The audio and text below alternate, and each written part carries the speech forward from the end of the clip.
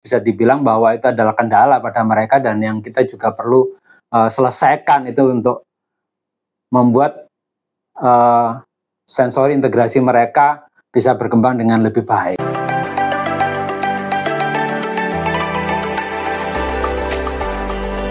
Hai sahabat Orika, bertemu kembali dengan saya Yokanan Nugroho. Kali ini masih dalam tips dan trik.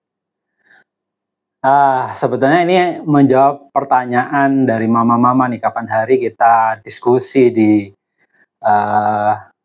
grup WA diskusi Yayasan Aurika. Nah, di sana ada mama yang bertanya nih, Pak Yo, anak saya dijas sama gurunya bahwa mengalami gangguan motorik halus atau motorik halusnya masih belum berkembang.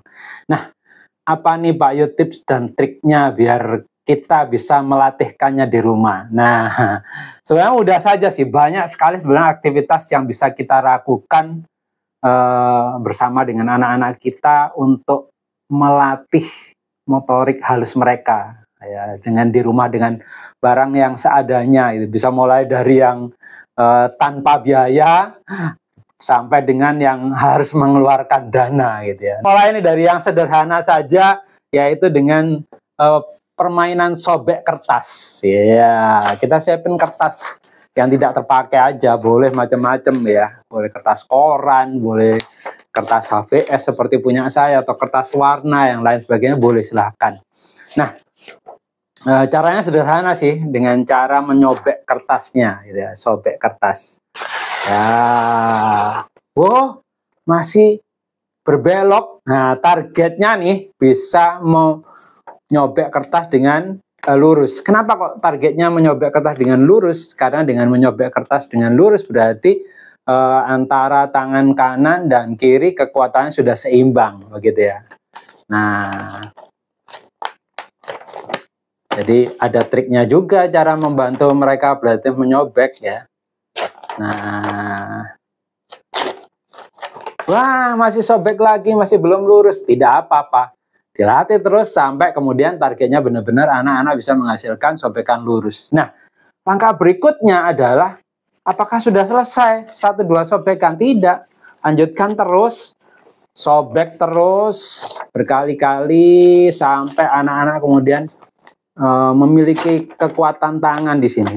Tidak lurus tidak apa-apa karena memang masih dalam taraf belajar. Dipindih, dijadikan satu, gitu ya. Jadikan satu, kemudian disobek lagi. Nah, ini akan menjadi semakin susah, gitu ya. Dengan anak-anak yang mengalami gangguan motorik halus, ketika kertasnya ditumpuk, ini akan menjadi sebuah kesulitan tersendiri. Nah, ini kita akan gunakan inilah untuk menjadi latihan buat mereka gitu. Sobek terus, sobek lagi, ditumpuk lagi sampai dengan kecil. Nah, sudah nih, ini tahap pertama. Simpel kan? Yang kedua, sobekan kertas ini masih bisa dimanfaatkan lagi untuk memberikan latihan motorik halusnya, dan anak-anak pasti suka. Bagi aja sebagian sama mereka, bagian buat kita.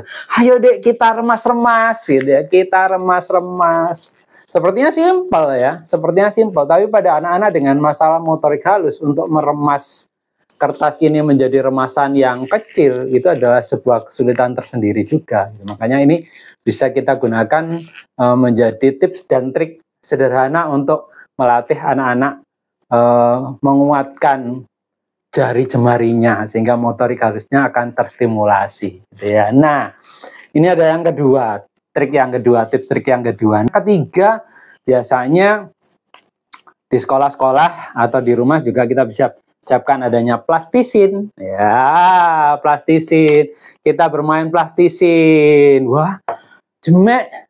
Nggak apa-apa. Ini belajar juga untuk melatih tekstur gitu ya ke anak-anak. Awalnya pasti pada anak yang mengalami masalah di taktil ini juga akan menjadi masalah gitu ya, karena lembeknya plastisin akan membuat mereka menjadi jijik dan lain sebagainya. Tapi ini adalah termasuk salah satu stimulasi yang perlu kita terus kuatkan pada anak-anak kita juga untuk menyelesaikan masalah taktil di tangannya gitu ya. Nah, kalau sudah dibuat bulat-bulat, nanti kita mulai dari yang lembek dulu, sampai yang ada yang lebih keras lagi, plastisnya lebih keras lagi ya. Nah, dipotong-potong gitu ya, ditarik-tarik gitu. Nah, ini bisa menjadi pilihan yang berikut. Nah, yang lain apalagi nih Pak Yo yang bisa kita mainkan? Nah, kalau di desa mungkin kita bisa tidak pakai plastisin gitu ya. Atau mungkin di daerah-daerah masih bisa kita temui tanah liat atau lempung gitu ya. Kita bisa ganti plastisin dengan tanah lempung. Ya pasti juga suka ya anak-anak itu dengan yang kotor-kotor, asal kita tidak melarang itu pasti mereka suka gitu ya. Kecuali memang balik lagi buat mereka-mereka yang ada masalah pada taktil mereka, khususnya di area telapak tangan, pasti bermain lempung atau tanah liat ini juga menjadi sebuah apa istilahnya, ketidaksukaan mereka gitu ya. Bukan tidak suka sih, sebenarnya bisa dibilang bahwa itu adalah kendala pada mereka dan yang kita juga perlu selesaikan itu untuk membuat sensori integrasi mereka bisa berkembang dengan lebih baik. Oke, nah kalau tadi kita sudah memanfaatkan barang lain, lempung atau tanah liat gitu. Nah, kita juga bisa nih untuk mama-mama yang suka masak, buat kue. Nah, dengan buat adonan donat misalnya, adonan kue kering, ajak mereka. Nah, ketika mereka mengadon bersama kita, membuat adonan donat atau adonan kue kering ini, kita bisa juga nih menambahkan kosakata pada mereka. Kita kenalkan ini namanya tepung terigu, ini namanya tepung kanji, ini namanya tepung beras gitu misalnya, ini namanya gula cair atau ini namanya gula aren dan lain sebagainya. Nah, ini kesempatan kita untuk memberikan tambahan kosakata baru tentunya ketika kita mengolah donat. Nah, bermainnya seperti apa? Ya, pada waktu kita mengolah itu kan mereka meremas-remas nih adonan itu. Nah, ini melatih kekuatan jari-jari tangan mereka gitu ya. Berikutnya apalagi nih yang bisa kita lakukan? Nah, kita pasti ada aktivitas nyuci baju nih biasanya di rumah ya. Ajak anak-anak nyuci baju. Cuci baju ini sederhana, tidak perlu mengeluarkan biaya, tapi kita bisa melatih kemandirian anak juga. Satu, stimulasi motorik halusnya berjalan, gitu ya, mencuci baju. Dengan mencuci baju, yang kedua,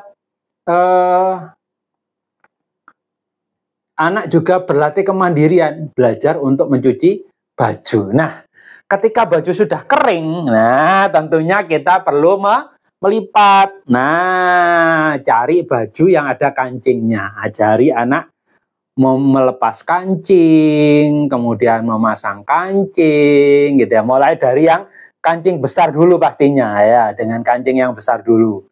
Nah, nanti kita pilihkan kancing-kancing yang besar. Nah, kemudian nanti juga bisa kita pilihkan kancing-kancing yang lebih kecil. Kalau mereka sudah cukup mahir dengan kancing besar, kemudian kita lanjut dengan kancing yang lebih kecil. Nah, kalau sudah tentunya bukan cuma sekedar ngancing nih, tapi kita juga bisa mengajari mereka bagaimana cara melipat baju. Karena dengan melipat baju, jari jemari juga terstimulasi ya. Ikuti deh dari garis yang ada. Biasanya meskipun kita sudah mencuci, sudah kita jemur, masih tetap tersisa ada garis ya. Ada garis-garis baju. Ikuti garisnya, yo. Oke. Kemudian tarik lengannya. Ujung yang lain, tarik lengannya, sambil kita ngomong terus untuk menambah kosakata buat mereka dan daya tarik mereka gitu. Sambil, ayo dek, ayo sama mama, adik pegang yang sana, mama pegang yang sini, lipat, lipat lagi, lebih kecil, hebat, sudah selesai, sudah terlipat, adik hebat. Yang agak sedikit apa ya istilahnya, memerlukan dana, ada istilahnya dengan kita harus membeli ya, busi gel ya, busi gel semacam ini. Nah, ada banyak mainan nih yang bisa kita mainkan dengan anak-anak kita, gitu ya. Ini sederhana, ya, sederhana, tapi sebetulnya di sini sangat menarik karena warna-warni juga, dan ini melatih dari jari jemari anak kita, gitu ya. Nah, kelihatannya gampang, tapi pada anak dengan masalah motorik halus, ini bukan sesuatu yang mudah. Anak dengan masalah konsentrasi, ini bukan sesuatu yang mudah. Anak dengan masalah taktil, memegang yang berbulu-bulu begini, ini juga sebuah masalah, begitu ya. Nah, ada banyak lagi yang bisa kita mainkan. Sambil kita juga bisa mengenalkan warna. Ya, ambil deh yang warna hijau, masukkan. Ya, ambil yang warna hijau, masukkan. Ambil yang warna kuning, masukkan. Kenalkan hijau, kuning, konsep warna masuk. Ya, warna oranye, konsep warna masuk. Yang di sini warna ungu deh, ada warna ungu, masukkan di lubangnya. Ya, ini kita dapat stimulasi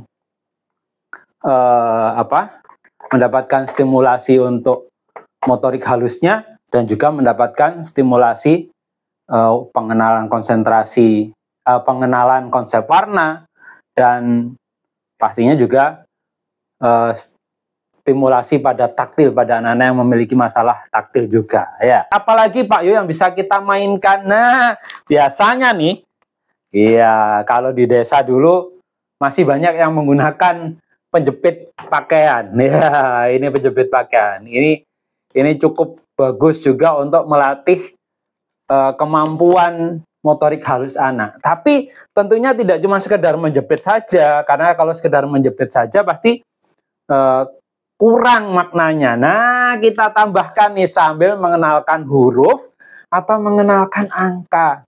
Ya, bisa ya. Nah, Dek, coba dijepit di angka 1.